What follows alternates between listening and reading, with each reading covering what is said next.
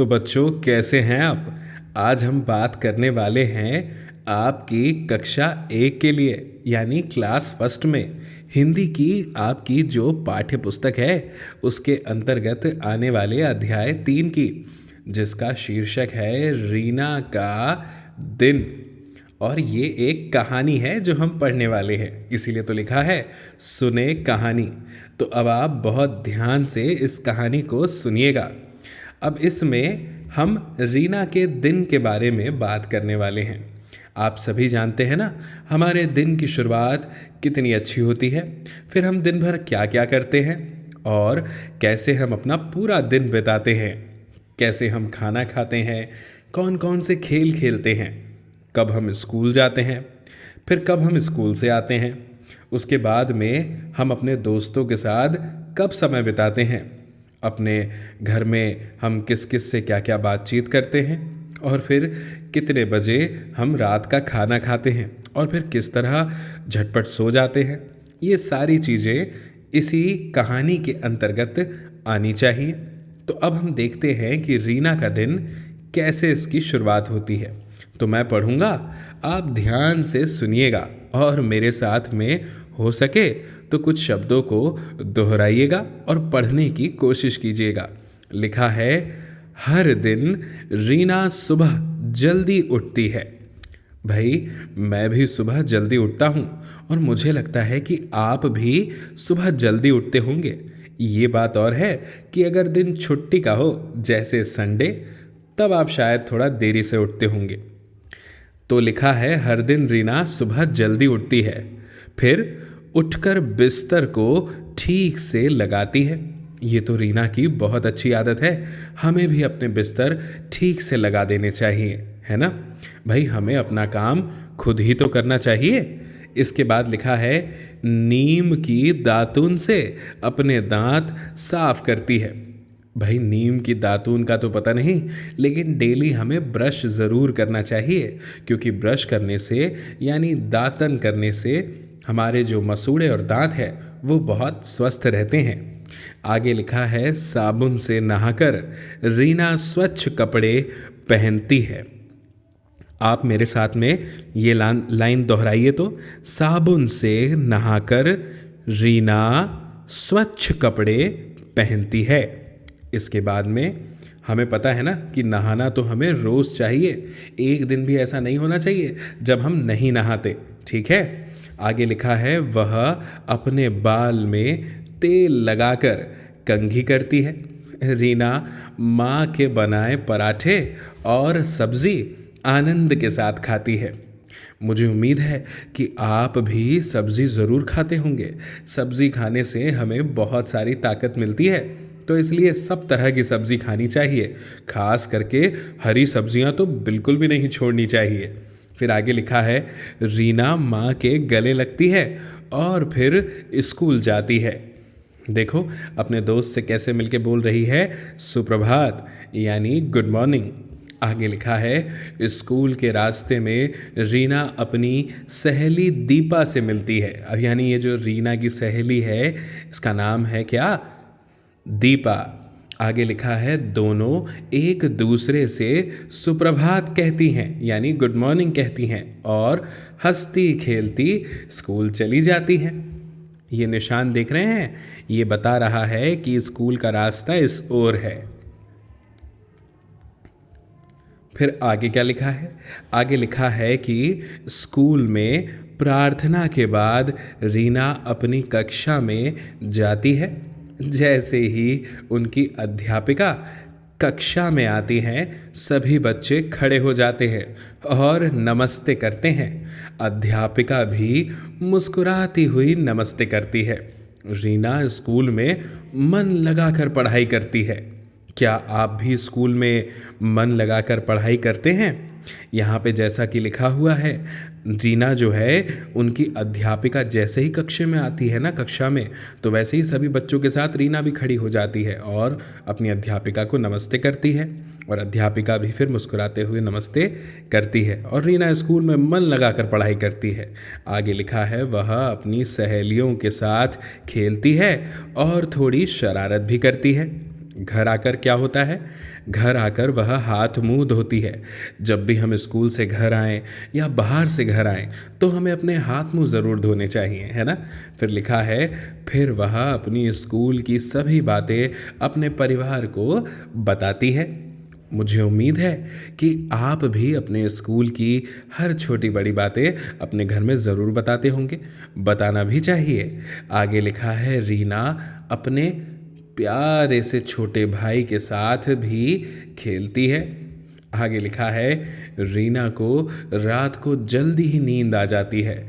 दादी प्यार से रीना को शुभ रात्रि कहकर और फिर सुला देती है। ठीक है, अब ये तो हो गई हमारी कहानी। अब कहानी के बाद में हमें दिए हैं बातचीत करने के लिए कुछ प्रश्न। भाई प्रश्नों में हमें बड़ा मज़ा आता है। जब तक के प्रश्न ना पूछे जाएं तब तक के हमें चैन कहाँ मिलता है। प्रश्नों का जवाब देने में भी बड़ा मज़ा आता है।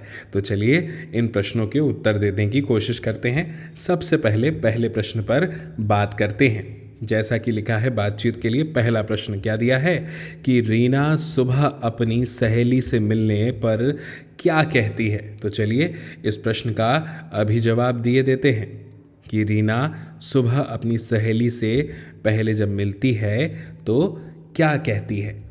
आपको पता है ना, हमने कहानी में पढ़ा था। मैं इसको थोड़ा जूम करके इसका जवाब यहाँ पे लिख देता हूँ ताकि आपको सारा जवाब आसानी से पता चल जाए।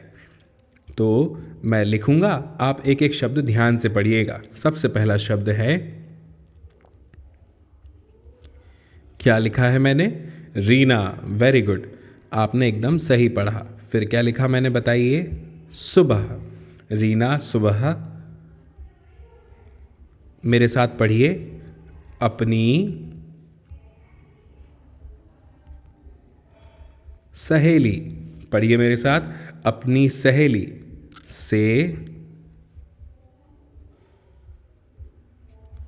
सहेली से मिलने पर क्या कहती है बताइए। ये मैंने क्या लिखा, ज़रा पढ़कर तो बताइए। सुप्रभात। सुप्रभात कहती है। क्या कहती है? सुप्रभात कहती है। ठीक है, तो भाई ये हो गया पहले प्रश्न का पहला उत्तर। इसी तरह से देना था। अब इसके बाद में हम आते हैं दूसरे प्रश्न पर। दूसरा प्रश्न क्या दिया है हमारे सामने? दिया है, रीना की दादी रात को सोने से पहले रीना से क्या कहती है। ठीक है, तो अभी हम इसका जवाब भी दे देते हैं। तो इसके लिए भी मैं फिर से इसको जूम कर देता हूँ ताकि मैं उत्तर लिख दूँ आपके सामने। और अब मैं इसका उत्तर यहाँ पे लिखता है।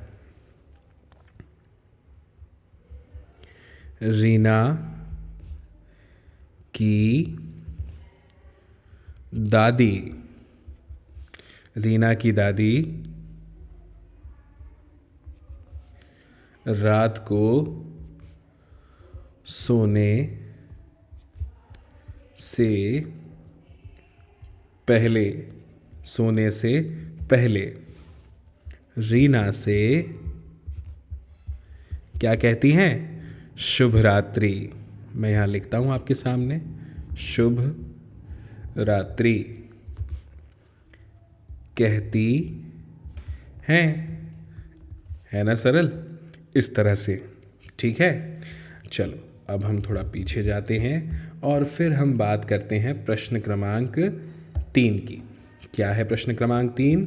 लिखा है, आप क्या कहकर बड़ों का अभिवादन करते हैं। अब ये हमसे यहाँ पर पूछा जा रहा है कि हम क्या कहकर अपने से बड़ों का अभिवादन करते हैं। तो चलिए इस प्रश्न का उत्तर भी मैं आपके सामने अभी लिख देता हूँ ताकि आप इसका उत्तर भी दे पाएँ। तो इसके उत्तर में हमें बताना पड़ेगा कि हम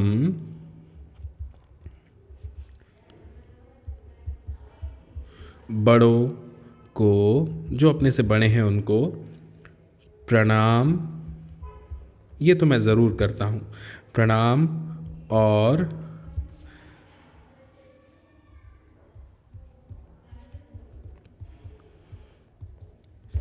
चरण स्पर्श करके चरण स्पर्श करके उनका क्या करते हैं? अभिवादन।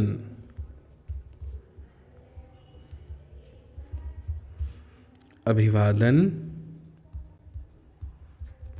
करते हैं। ठीक है, तो इस तरह से ये उत्तर मैंने यहाँ पे आपको दे दिया है कि हम अपने बड़ों को प्रणाम और चरण स्पर्श करके उनका अभिवादन करते हैं। मैं तो ऐसे ही करता हूँ। मुझे उम्मीद है आप भी ज़रूर अपने से बड़ों को प्रणाम कहते होंगे, है ना? तो आप भी अपना उत्तर इसी तरह से दीजिएगा। इसके बाद में अब हम अगले प्रश्न पर आते हैं, जो है हमारे सामने प्रश्न क्रमांक 4। लिखा है, घर पर जब कोई अतिथि आते हैं यानी मेहमान, तो आप क्या कहकर उनका स्वागत करते हैं?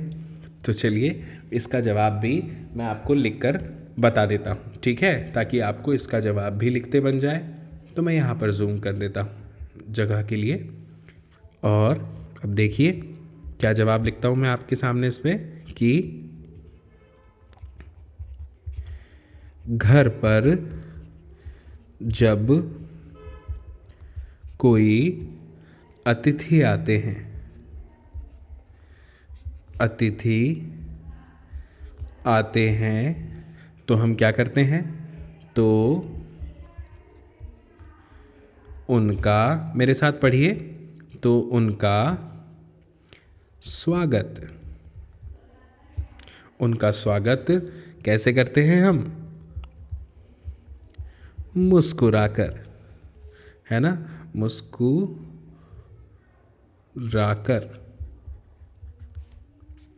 यानी हंसकर, मुस्कुराकर करते हैं, खुशी से। और इसके साथ क्या करते हैं?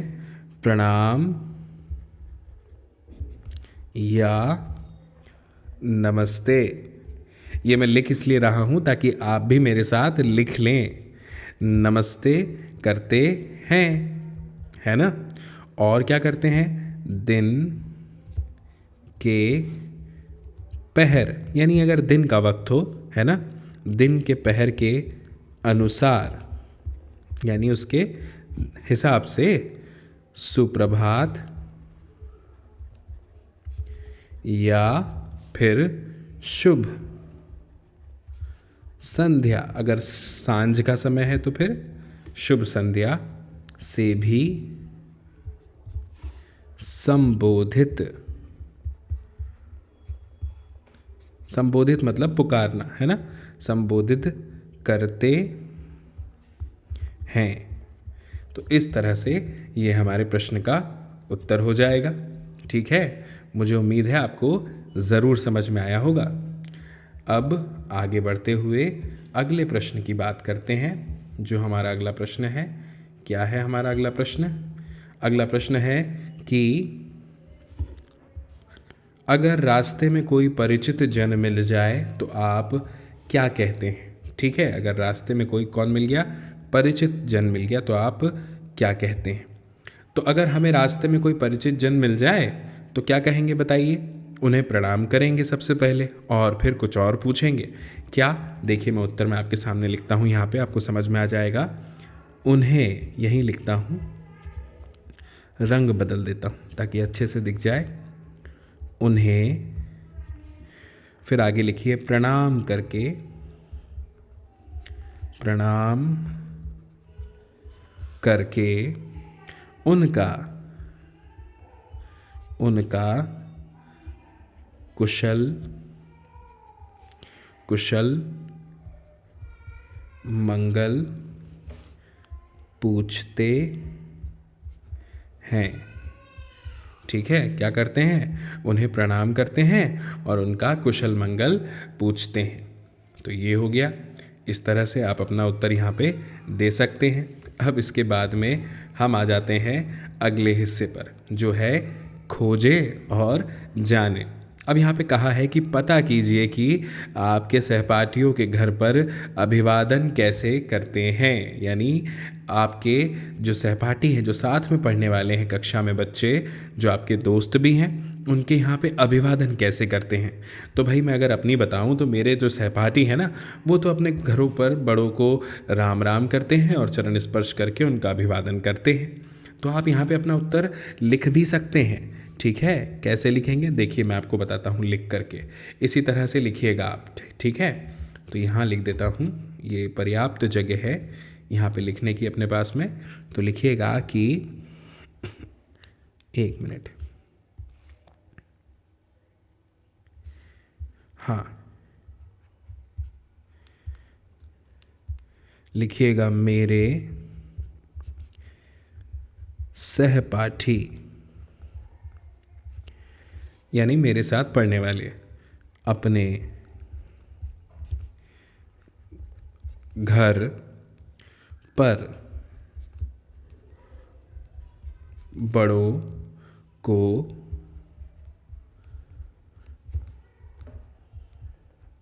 राम राम और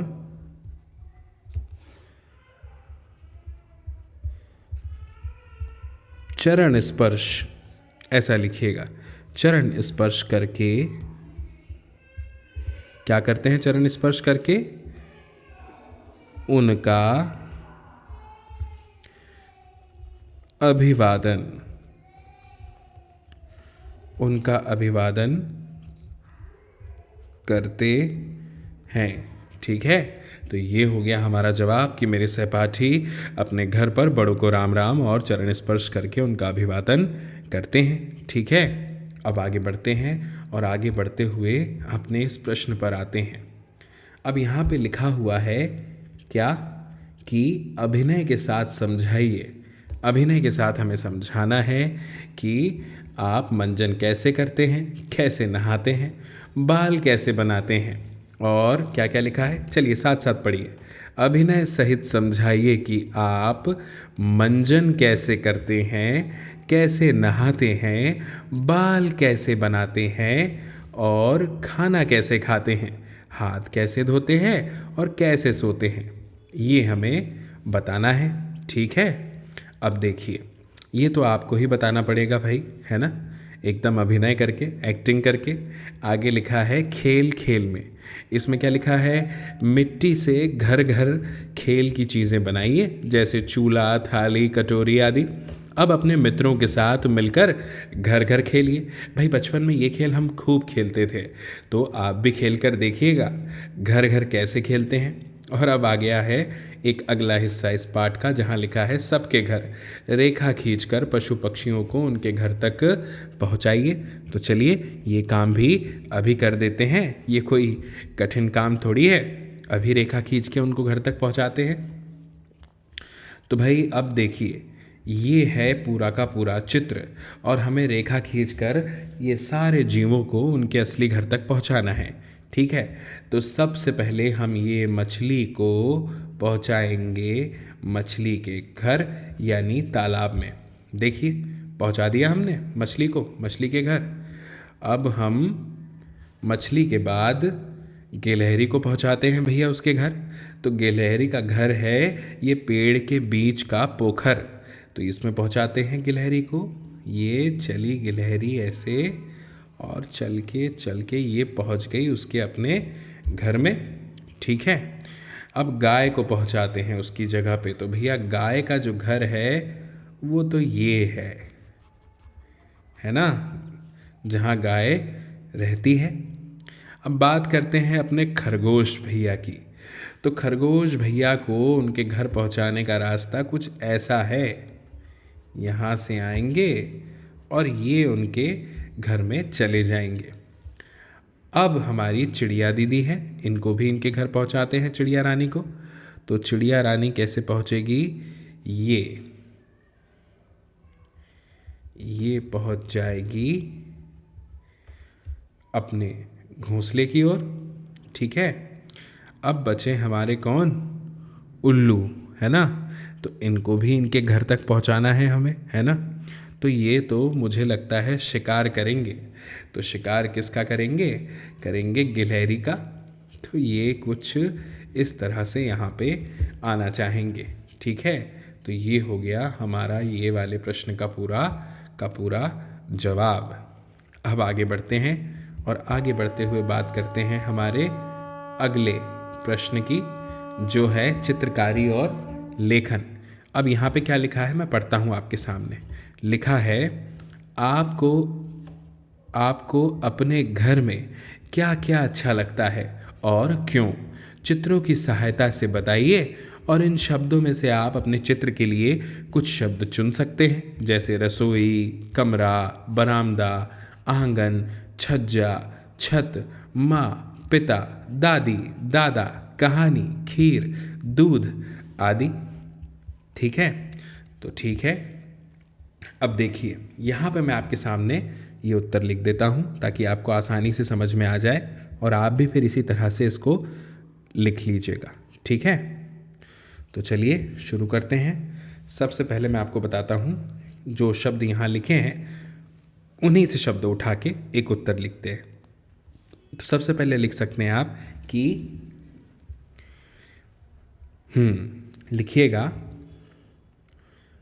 मुझे माँ अच्छी लगती है। ठीक है, फिर आगे लिखिएगा, क्योंकि, क्यों अच्छी लगती है ये भी बताना पड़ेगा ना, क्योंकि वह हमेशा हमेशा मेरे ही ध्यान मेरा ही ध्यान रखती है। ठीक है, फिर वह मेरे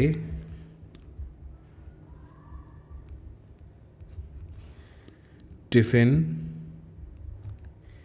तैयार करती है। ठीक है, टिफ़िन तैयार करती है और मेरे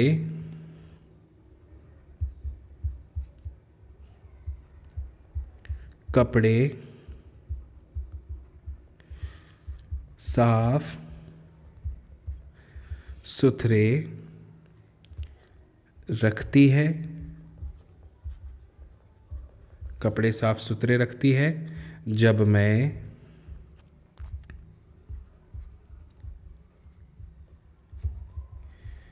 स्कूल से आता हूँ। जब मैं स्कूल से आता हूँ तो वह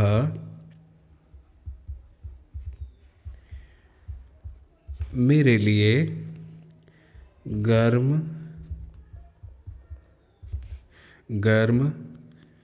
खाना तैयार करती है। गरम खाना तैयार करती है और मिठाई भी देती है। ठीक है, गरम खाना तैयार करती है और मिठाई भी देती है। इस तरह से आप ये जवाब यहाँ पे लिख सकते हैं। ठीक है, अब आगे बढ़ते हैं और आगे बढ़ते हुए बात करते हैं। ये क्या लिखा है? ये है सोचिए और बताइए। इसमें लिखा है, आप घर में कौन कौन से काम करते हैं? सही का चिन्ह लगाइए। हाथ है मेरे छोटे छोटे, काम करूँ मैं बड़े बड़े। ठीक है, अब देखिए कौन कौन से काम करते हैं, तो चिन्ह लगाना है। तो अब यहाँ पे आप इस पे टिक कर दीजिए, है ना, खाना खाने वाली बात जो है, और साथ ही साथ इस पे भी टिक कर दीजिए। मंजन भी आप करते हैं, है ना, इस पे भी टिक कर दीजिए। और अगर आप अपने बाल भी खुद से बाते हैं तो फिर इस पे भी टिक कर दीजिएगा। ठीक है, तो इस तरह से बच्चों ये अध्याय यहाँ पे हमारा पूरा हो गया। ठीक है, अब हमारी जल्दी ही मुलाकात होगी नए अध्याय में, नए वीडियो के साथ में। और तब तक के लिए आप सभी को मेरा नमस्कार।